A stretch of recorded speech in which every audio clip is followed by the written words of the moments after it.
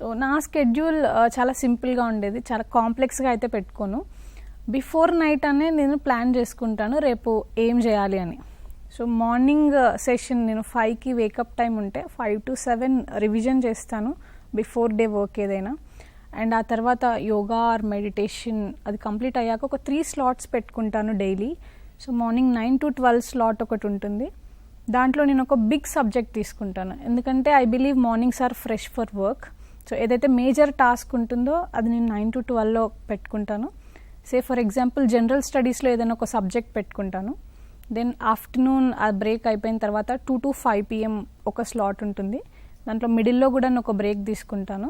And ఈ టైంలో చిన్న సబ్జెక్ట్స్ ఏమైనా తీసుకుంటాను, బికాజ్ ఆఫ్టర్నూన్ అవర్స్ కొంచెము లీన్ అవర్స్ అని నాకు అనిపిస్తుంది, ప్రొడక్టివిటీ ఎక్కువ ఉండదు. కాబట్టి engaging activities for example map pointing కానీ లేకపోతే ఇంటర్నేషనల్ రిలేషన్స్ కానీ ఇలాంటి ఎగ్జైటింగ్ సబ్జెక్ట్స్ అవి నేను ఆఫ్టర్నూన్ అవర్స్లో పెట్టుకుంటాను.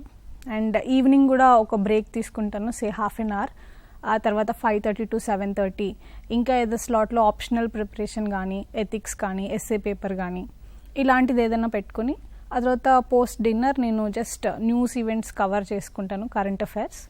And then I will plan and go back to bed.